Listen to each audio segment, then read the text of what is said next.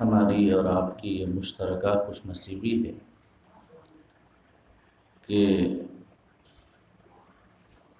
درس قرآن کی اس ہفتہ وار منعقد ہونے والی مجلس میں شرکت کی سعادتیں حاصل کر رہے ہیں۔ اللہ رب العزت کی بارگاہ میں دعا ہے کہ اس محفل کو اور ہم سب کی حاضری کو قبول فرمائے۔ وقت کافی ہو چکا ہے، لہذا میں آج درس قرآن کے تسلسل سے ہٹ کر کے میں ماہ رواں کی مناسبت سے کچھ ایک باتیں آپ کے سامنے پیش کرنا چاہوں گا۔ اللہ پاک ہم سب کو میلاد مصطفیٰ صلی اللہ علیہ وسلم کے اس مہینے کا صدقہ عطا فرمائے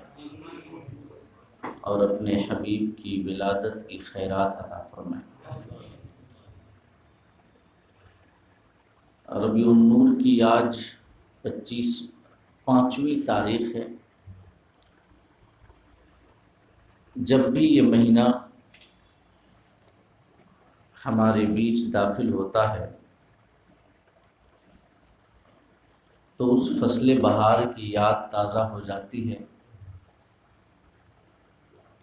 جب انسانیت کے کمہلائے ہوئے رگوں میں زندگی کا خون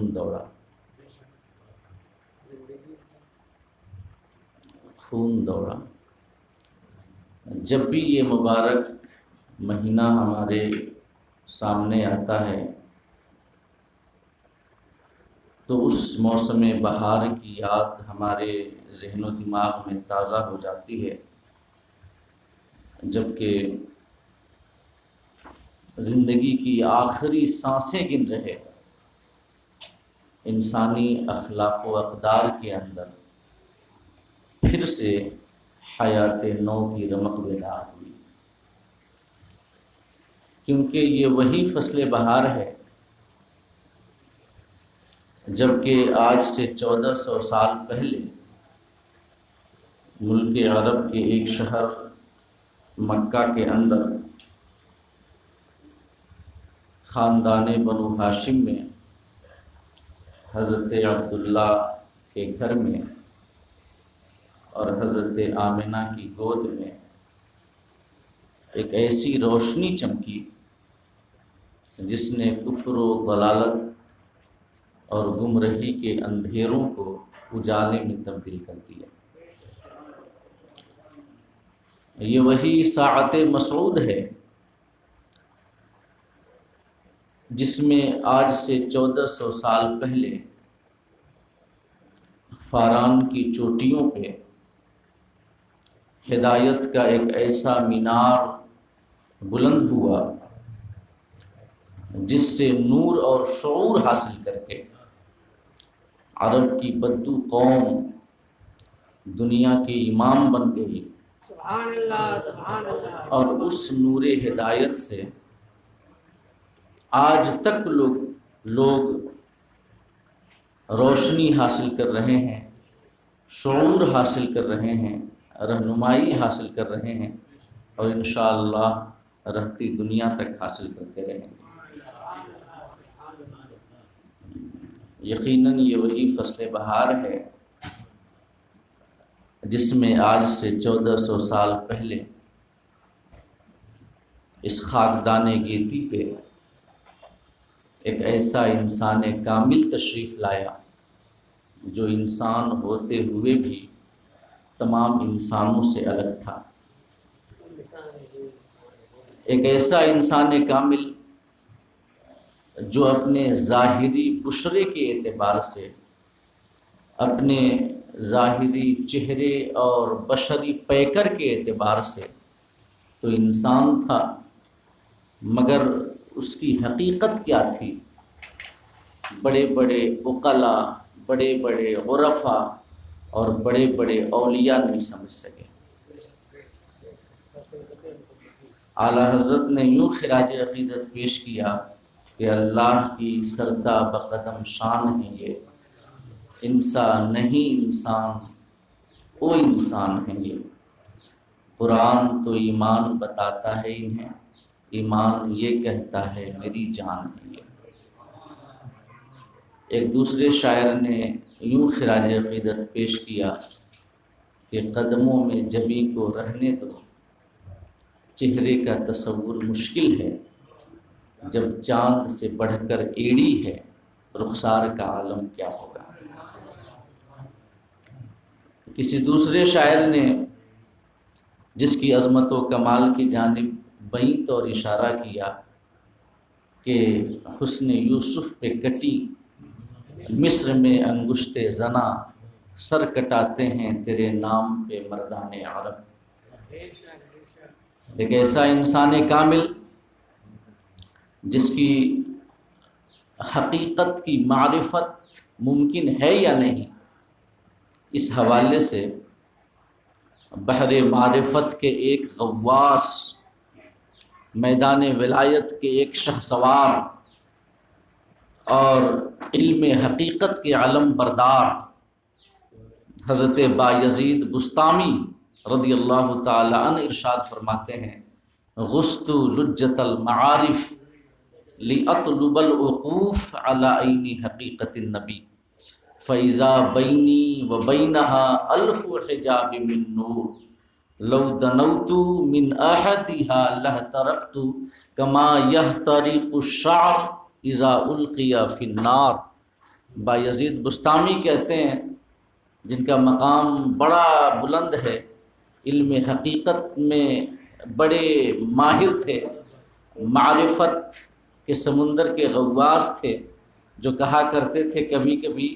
وجد اور کیفیت کے عالم میں آ کر کہ سبحانی ما اعظم شانی۔ کیا کہتے تھے؟ سبحانی ما اعظم شانی، یعنی میں سبحان ہوں، میری شان کتنی بلند ہے۔ ایک بار مریدوں نے عرض کیا کہ آپ جو یہ جملہ کہا کرتے ہیں یہ تو فقط ذات الوہیت کے لائق ہے، کسی بندے کو زیبا نہیں کہ یہ جملہ کہے سبحانی ما اعظم شانی، کیوں کہتے ہیں آپ؟ تو بایزید بسطامی نے جواب دیا کہ جس وقت میں یہ جملہ کہتا ہوں اس وقت تم سب ایک خنجر رکھنا اپنے پاس اور مجھ پر وار کرنا۔ تو آپ کے ارشاد کے مطابق آپ کے مریدین اپنے پاس خنجر لیے موجود تھے کہ حضرت بایزید بسطامی پہ پھر وہی کیفیت طاری ہوئی، پھر وہی حال جذب اور مستی کے عالم میں آئے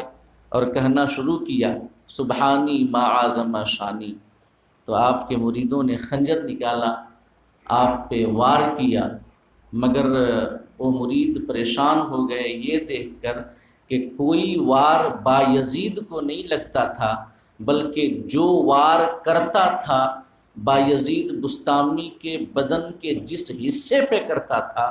وار پلٹ کر اسی وار کرنے والے کے بدن کے اسی حصے پہ لگتا تھا۔ یہ مقام، یعنی اللہ والے جب کوئی ایسا جملہ کہہ جائیں شریعت جن کی اجازت نہیں دیتی تو پھر سمجھ لیں کہ وہ کیف و مستی کے عالم میں ہیں، یا پھر ان کی حیثیت شجرہ موسیٰ کی ہے کہ جس سے آواز آئی تھی نا کہ میں تمہارا رب ہوں اپنے جوتے اتار لے۔ جب حضرت موسیٰ اپنی اہلیہ کے ساتھ واپس آ رہے تھے، سفر میں تھے اور واپس یہ مصر آ رہے تھے، تو رات میں جب کہ ان کی اہلیہ کو کچھ تکلیف ہوئی تو آپ نے دور ایک آگ دیکھی، آپ نے اپنی اہلیہ سے کہا کہ ذرا ٹھہریں، میں جاتا ہوں آگ لے کر کے آتا ہوں۔ اور وہ جو علاقہ تھا نا وہ یہ طوٰ کا مقدس علاقہ تھا، ہاں طوٰ، انک بالواد المقدس طوٰ، اللہ فرماتا ہے کہ تم طوٰ کی مقدس وادی میں ہو۔ حضرت موسیٰ نے اپنی اہلیہ کو چھوڑا اور گئے اور اہلیہ سے کہا کہ آپ ٹھہریں، میں جاتا ہوں آگ لے کر کے آتا ہوں۔ تو وہاں گئے تو روشنی نظر آ رہی تھی، وہ کوئی آگ کی روشنی نہیں تھی بلکہ نور الہی کی روشنی تھی۔ آپ جب پہنچے تو ایک درخت سے آواز آتی ہے، موسیٰ میں تمہارا رب بول رہا ہوں، اپنے جوتے اتار لے کیونکہ انک بالوادی المقدس طویٰ، کیونکہ تو طویٰ کی مقدس وادی میں ہے۔ تو وہ درخت جس سے آواز آئی تھی کہ میں تمہارا رب بول رہا ہوں، حضرت موسیٰ کو بغیر کسی شک و شبہ کے یقین ہو گیا کہ یقیناً یہ ہمارا رب بول رہا ہے۔ لیکن اللہ پاک کی ذات و صفات، اگر اس کی صفات کی ایک تجلی کوہ طور پہ پڑے تو نتیجہ ہو جعلہ دکا وخر موسیٰ صعیقا، کہ طور ریزہ ریزہ ہو گیا، جناب موسیٰ غش کھا کے گر پڑے۔ تو درخت سے کیسے آواز آ سکتی ہے؟ تو یہ علماء فرماتے ہیں کہ وہ درخت اس وقت انوار ربانی اور تجلیات الہی کے حبوط و نزول کا مرکز تھا۔ ویسے ہی جب اللہ والے کیف اور مستی کے عالم میں آ کر ان کی زبان سے کوئی ایسی بات نکل جائے کہ جس بات پہ شرعاً ضرب اگر پڑتی ہو تو اس وقت وہ بات ان کی نہیں ہوتی بلکہ ان کی حیثیت شجرہ موسیٰ کی ہوتی ہے، شجرہ موسیٰ کی ہوتی ہے۔ اور اسی شجرہ موسیٰ کی حیثیت منصور حلاج کی بھی تھی جب انہوں نے کہا تھا انا الحق۔ مولانا جلال الدین رومی کہتے ہیں گفتہ اللہ بود گرچہ از حلقوم عبداللہ بود، اس کا کہا اللہ کا کہا ہوتا ہے گرچہ عبداللہ کی گردن سے اور گلے سے وہ آواز نکلتی ہے۔ تو میں عرض کر رہا تھا بایزید بسطامی جو کہ بحر معرفت کے غواص ہیں، میدان علم حقیقت کے شہسوار ہیں، اللہ رب العزت کی معرفت میں بڑے ایک خاص مقام پہ فائز ہیں۔ وہ فرماتے ہیں غُصْتُ لُجَّةَ المعارف، میں نے معرفت کے سمندر میں غوطہ لگایا، کیوں؟ لِأَطْلُبَ الْوُقُوفَ عَلَىٰ عَيْنِ حقیقت النبی، تاکہ میں حقیقت مصطفیٰ کو پہچان جاؤں، آقا کی حقیقت کو جان جاؤں۔ مگر نتیجہ کیا ہوا؟ بایزید بسطامی کہتے ہیں فَإِذَا بَيْنِي وَبَيْنَهَا أَلْفُ حِجَابٍ مِّن نُور، اچانک میرے درمیان اور حقیقت مصطفیٰ کے درمیان نور کے 1000 پردے حائل ہو گئے، 1000 پردے۔ لو دنوت من احدها لہترقت کما یحترق الشعر اذا القی فی النار۔ بایزید بسطامی کہتے ہیں کہ اگر ان 1000 پردوں میں سے کسی ایک پردے کے بھی میں قریب جاتا تو ویسے ہی جل کر راکھ ہو جاتا، خاکستر ہو جاتا، جیسے آگ میں ڈالنے کے بعد ایک بال کی کوئی حیثیت نہیں رہ جاتی، ایک بال جیسے جل کر اس کا وجود ختم ہو جاتا ہے، ویسے ہی میرا وجود ختم ہو جاتا اگر ان 1000 پردوں میں سے جو کہ میرے اور حقیقت مصطفیٰ کے درمیان حائل ہوئے تھے کسی ایک پردے سے بھی میں قریب ہوتا۔ تو یہ ہمارے آقا کی حقیقت ہے۔ آقا کریم صلی اللہ علیہ وسلم نے ایک بار حضرت ابو بکر سے فرمایا تھا یا ابا بکر لم یعرفنی حقیقتاً غیر ربی، اے ابو بکر میری حقیقت کو میرے رب کے علاوہ کسی نے نہیں دیکھا۔ یہ علماء فرماتے ہیں کہ کچھ عرفاء اور اولیاء کو اللہ کی معرفت حاصل ہوئی لیکن ہمارے آقا کی معرفت تک کوئی نہیں پہنچ سکا۔ کیوں؟ کیونکہ اللہ پاک نے حقیقت مصطفیٰ پہ بشریت کا پردہ ڈال کر اس دنیا میں بھیجا تھا، بشریت کا پردہ پڑا ہوا تھا۔ لہٰذا اگر کوئی آپ کی معرفت کی تگ و دو میں لگا بھی، آپ کی حقیقت کی تلاش میں وہ سرگرداں بھی ہوا تو وہ بشریت کے پردوں میں گم ہو کر رہ گیا، حقیقت مصطفیٰ تک کسی کی رسائی نہیں ہو سکی۔ اللہ کی ذات و صفات کی معرفت بندوں کو حاصل ہوئی اپنے اپنے ظرف کے مطابق، جس کا جتنا ظرف تھا اور جس کی جہاں تک رسائی تھی۔ اللہ کی ذات کی معرفت حاصل ہوئی، اللہ کی صفات کی معرفت حاصل ہوئی، مگر چونکہ آقا کی حقیقت پہ بشریت کے پردے پڑے ہوئے تھے، اسی وجہ سے کوئی حقیقت مصطفیٰ کی معرفت نہیں حاصل کر سکا۔ اللہ کی سرتا بقدم شان ہے یہ، انسان نہیں انسان او انسان ہے یہ۔ تو یہ وہی فصل بہار ہے، زمانہ گھوم کر وہیں پہنچ چکا ہے، جبکہ آج سے 1400 سال پہلے اللہ رب العزت نے انسانیت پہ احسان کرتے ہوئے اس خاک دان گیتی کو کفر و ضلالت کی وادی سے نکال کر ہدایت کے گلشن میں پہنچانے کے لیے اپنے حبیب کو اللہ نے پیدا کیا اس دنیا میں۔ اور جب یہ مہینہ آتا ہے تو آقا کے عشاق کی حالت دیدنی ہوتی ہے،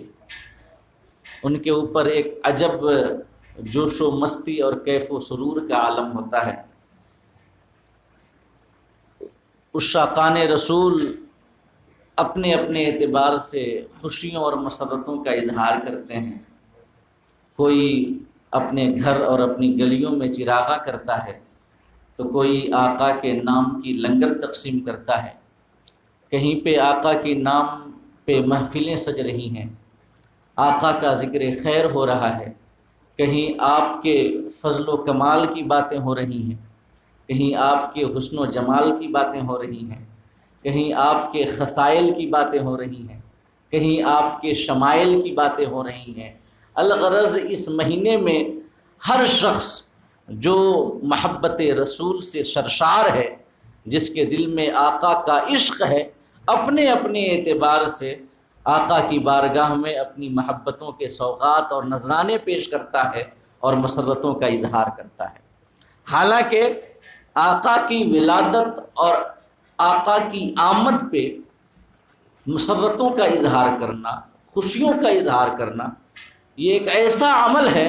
کہ اسے پورے سال میں سے، پورے مہینوں میں سے، پورے ہفتے اور پورے دنوں میں اس عمل کو منایا جائے۔ آقا کی ولادت کی خوشی ہر آن، ہر گھڑی، ہر لمحہ منائے، پھر بھی یہ بے وقت کی راگنی نہیں لگتی، کیونکہ ولادت مصطفیٰ کو یہ حق حاصل ہے کہ اس کی مسرت کا اظہار ہر آن کیا جائے، کیونکہ کل کائنات صدقہ ہے آقا کی ولادت کا، ہمارا وجود صدقہ ہے آقا کی ولادت کا، ہماری ہر سانس صدقہ ہے آقا کی ولادت کا، کیونکہ آقا کل کائنات کے لیے رحمت ہے نا۔ اللہ فرماتا ہے وَمَا أَرْسَلْنَاكَ إِلَّا رَحْمَةً لِلْعَالَمِينَ، محبوب ہم نے تمہیں کل عالم کے لیے رحمت بنا کر بھیجا۔ کوئی ایسا عالم نہیں، عالم کسے کہتے ہیں؟ ما سوى اللہ کو عالم کہتے ہیں، اللہ کے ما سوا جتنی چیزیں ہیں وہ سب عالم ہیں۔ اور علماء نے فرمایا کہ اللہ نے تقریباً 18,000 عالم پیدا کیے۔ اللہ فرماتا ہے وَمَا أَرْسَلْنَاكَ إِلَّا رَحْمَةً لِلْعَالَمِينَ، محبوب ہم نے تمہیں تمام عوالم کے لیے، عالم کی جمع ہے، تمام عوالم کے لیے رحمت بنا کر بھیجا ہے۔ کیا مطلب؟ اللہ کے علاوہ کوئی ایسا عالم نہیں جس کی ہر چیز ہمارے آقا کی رحمت کی محتاج نہ ہو۔ ہمارے آقا کل عالم کے لیے رحمت ہیں، وہ ہمارے لیے رحمت ہیں، کائنات کی ہر چیز کے لیے رحمت ہیں۔ اور آپ جانتے ہیں نا کہ جب اللہ کی تمام رحمتیں آقا ہی کے واسطے سے ملی، کیونکہ خدا نے فرمایا محبوب کو ہم نے رحمت بنایا، تو اللہ کی جو بھی نعمت، جو بھی رحمت عطا ہوئی آقا کے واسطے سے عطا ہوئی۔ اور کسی بھی چیز کے لیے سب سے پہلی رحمت یہ ہے کہ اسے وجود میں لایا جائے، اسے موجود کیا جائے، عدم میں سے وہ وجود میں آئے، یہ سب سے پہلی رحمت ہے۔ اگر کوئی چیز چاہے وہ جاندار ہو یا بے جان، اگر وہ موجود ہی نہ ہو تو اللہ کی بنائی ہوئی تمام نعمتیں اس کے لیے کوئی کام کی نہیں ہے۔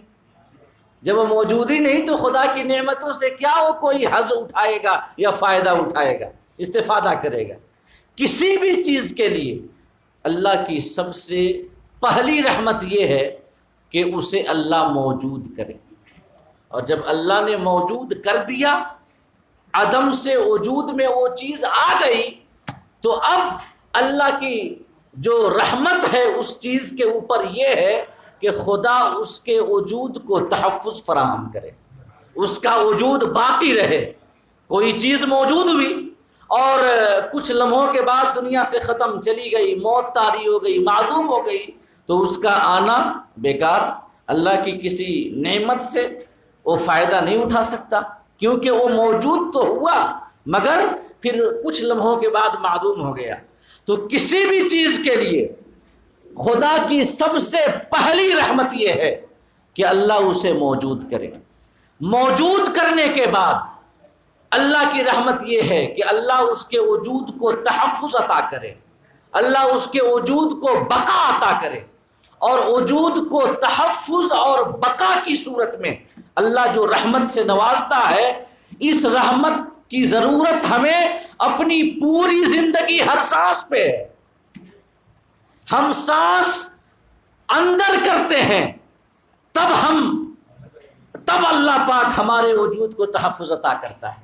جب ہم سانس باہر چھوڑتے ہیں تو اللہ پاک ہمارے وجود کو تحفظ فراہم کرتا ہے۔ کیونکہ آپ بتائیں، اگر ہم سانس اندر نہ لے سکیں تو کیا ہمارا وجود باقی رہ سکتا ہے؟ اگر اندر لی گئی سانس کو باہر نہ چھوڑ سکیں تو کیا ہمارا وجود باقی رہ سکتا ہے؟ جب ہم سانس اندر لیتے ہیں تو بھی اللہ ہمارے وجود کی حفاظت کرتا ہے، جب ہم سانس باہر چھوڑتے ہیں تو بھی اللہ ہمارے وجود کی حفاظت کرتا ہے۔ تو میں عرض کرنا چاہوں گا، ہم پہلی دفعہ مرحلہ وجود میں تھے، پیدا ہوئے، تب اللہ پاک نے اپنی رحمت ہمیں عطا کی۔ ہم سانس اندر لیتے ہیں تو اللہ پاک ہمارے وجود کو تحفظ دینے کی شکل میں اپنی رحمت ہمیں عطا کرتا ہے۔ جب ہم اپنی سانس اندر لی ہوئی سانس باہر چھوڑتے ہیں تو اللہ پاک ہمارے وجود کو تحفظ عطا فرماتا ہے اور اپنی رحمت سے ہمیں نوازتا ہے۔ اور جب خدا کی تمام رحمتیں آقا ہی کے صدقے ملتی ہیں تو ثابت ہوا نا کہ وجود بھی ہمیں آقا ہی کے صدقے میں ملا ہے۔ سانس اندر لیتے ہیں تو ہم آقا کی رحمت کے محتاج ہیں، سانس باہر چھوڑتے ہیں تو ہم آقا کی رحمت کے محتاج ہیں، ہر سانس پہ ہم آقا کی رحمت کے محتاج ہیں۔ تو جب ہم اپنے وجود کے مرحلہ اول میں اور اس کے بعد اپنے وجود کی بقا میں ہر آن، ہر لمحہ، ہر گھڑی اپنے آقا کی رحمت کے محتاج ہیں، تو اگر ہم آقا کی ولادت اور آمد کی خوشی ہر سانس پہ منائیں تو کیسے بے وقت کی راگنی ہو سکتی ہے؟ کیسے کوئی مبالغہ ہو سکتا ہے؟ ہرگز نہیں ہو سکتا۔ آقا کی ولادت پر خوشی منانا ایک ایسا عمل ہے جسے یہ حق حاصل ہے کہ ہم ہر آن، ہر گھڑی، ہر سانس پہ منائیں، کیونکہ ہر سانس اپنے جب ہم اندر لیتے ہیں، باہر لیتے ہیں، تب بھی ہم آقا کی رحمت کے محتاج ہوتے ہیں۔ مگر ایک بات میں بتاؤں کہ یقیناً ولادت مصطفیٰ کو یہ حق حاصل ہے کہ اس پہ مسرتوں کا اظہار ہر آن کیا جائے، لیکن دوسری جانب یہ بھی ایک حقیقت ہے کہ جب وہ موسم آتا ہے، جب وہ ساعتیں آتی ہیں جن ساعتوں میں اللہ پاک ہمیں کسی خاص رحمت یا فضل یا کرم سے نوازتا ہے، تو اس وقت کی خوشی کا ایک الگ ہی انداز ہوتا ہے، اس وقت جذبات کی ایک الگ ہی کیفیت ہوتی ہے۔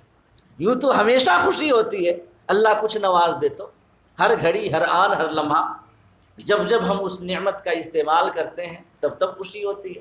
لیکن جب وہ ساعتیں آتی ہیں جن ساعتوں میں ہمیں وہ رحمت ملی تھی تو اس وقت ایک الگ خوشی ہوتی ہے۔ تو ماہ ربیع النور یہ وہی ساعتیں ہیں جن ساعتوں میں اللہ نے ہمیں اپنا حبیب عطا کیا تھا، جن ساعتوں میں اللہ نے ہمارے رسول کو پیدا کیا تھا۔ لہٰذا ان ساعتوں میں غلاموں اور عشاقان مصطفیٰ کی خوشی کا ایک الگ ہی انداز ہوتا ہے۔ اور ایک آخری بات عرض کر دوں اس حوالے سے کہ یقین جانیں آقا کی ولادت اور آقا کی آمد پہ خوشی منانا کوئی ایسا عمل نہیں ہے جو کہ اسلام کے مزاج کے خلاف ہو، آقا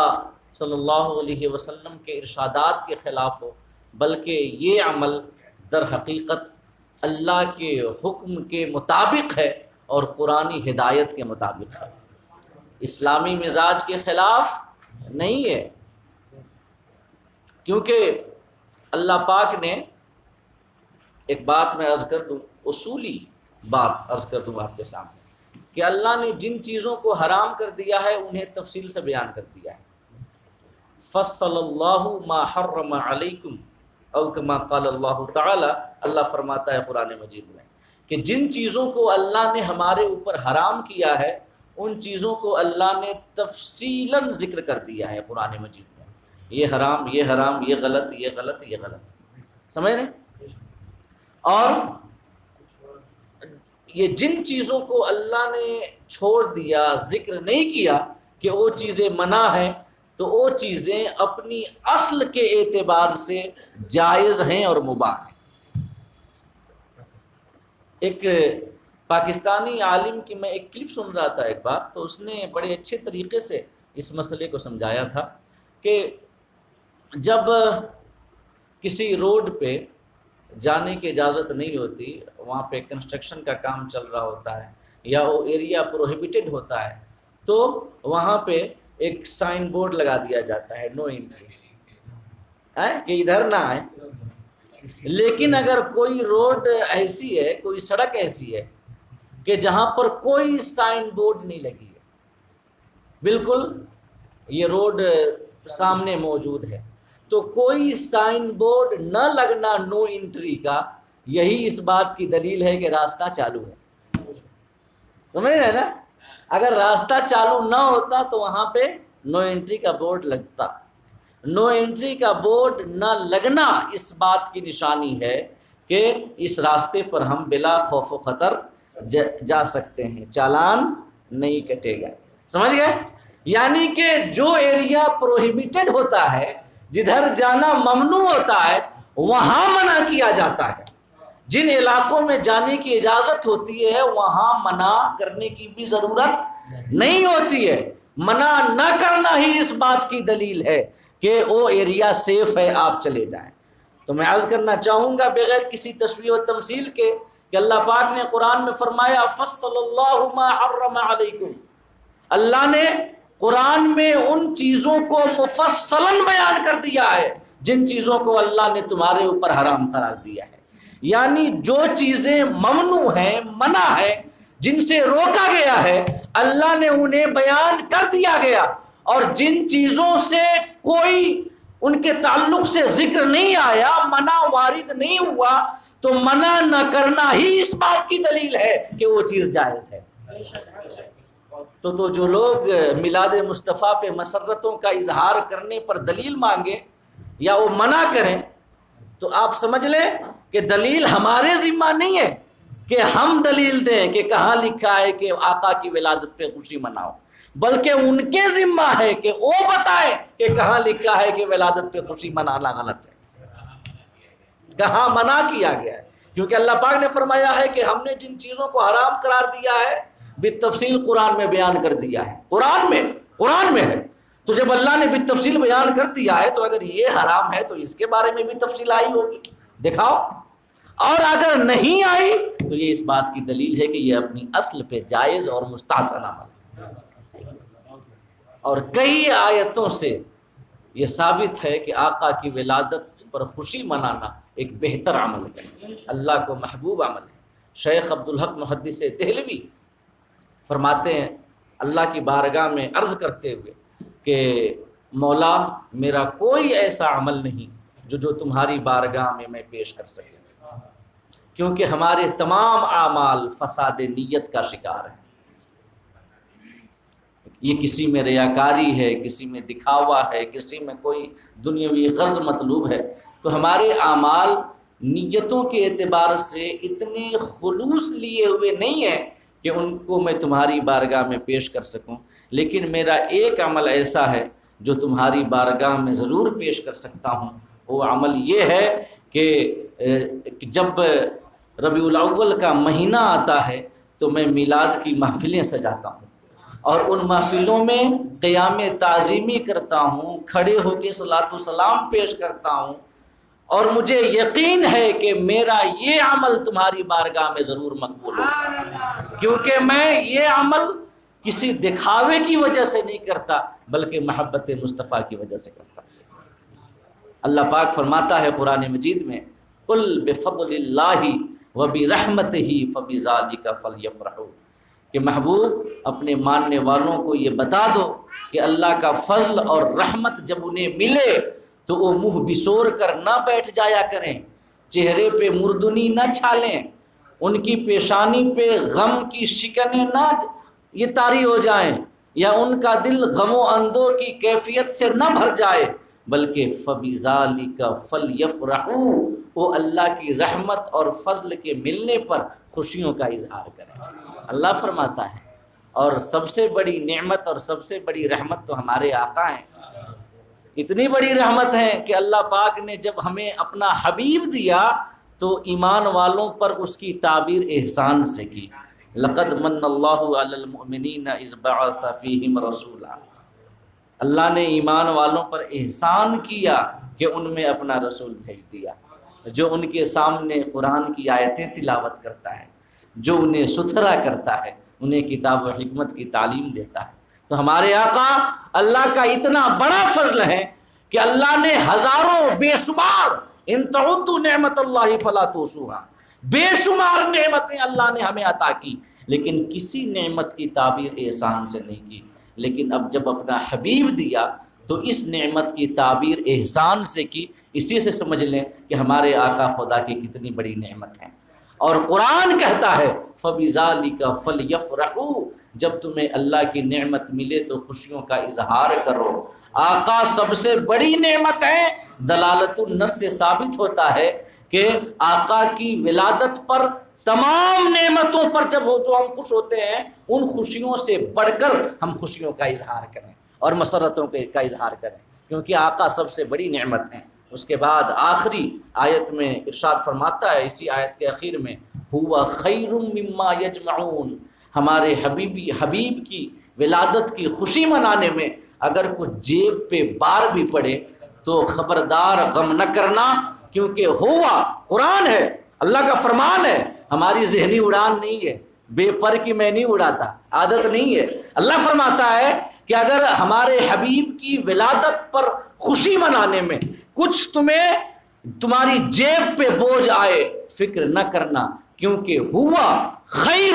مما یجمعون، ہمارے حبیب کی ولادت پر خوشی منانے میں جو مال و دولت خرچ ہوتی ہے وہ اس مال سے بدر جہاں بہتر ہے جو تم اپنے اکاؤنٹ میں بیلنس کر کے رکھتے ہو، جو تم دنیا میں جمع کرتے ہو۔ تمہاری جمع کی گئی دولت سے آقا کی ولادت کی خوشی منانے پر خرچ کی ہوئی دولت 1000 گنا بہتر ہے، کیونکہ یہ جو دولت ہے اس کا اجر ہمیں آخرت میں ملے گا۔ اور ایک مومن کے مال کا اس سے بہتر مصرف کوئی ہو ہی نہیں سکتا کہ جب اس کا مال خرچ ہو تو قیامت میں اس کے لیے اجر کو ذخیرہ کر دیا جائے۔ اگر وقت ہوتا تو بالتفصیل میں آپ کے سامنے کچھ باتیں عرض کرتا، وقت کی کمی ہے، میں یہیں پہ اپنی گفتگو ختم کرتا ہوں۔ انشاءاللہ پھر اس حوالے سے کچھ باتیں عرض کروں گا۔ اللہ پاک ہم سب کو کہنے اور سننے سے زیادہ عمل کرنے کی توفیق عطا فرمائے۔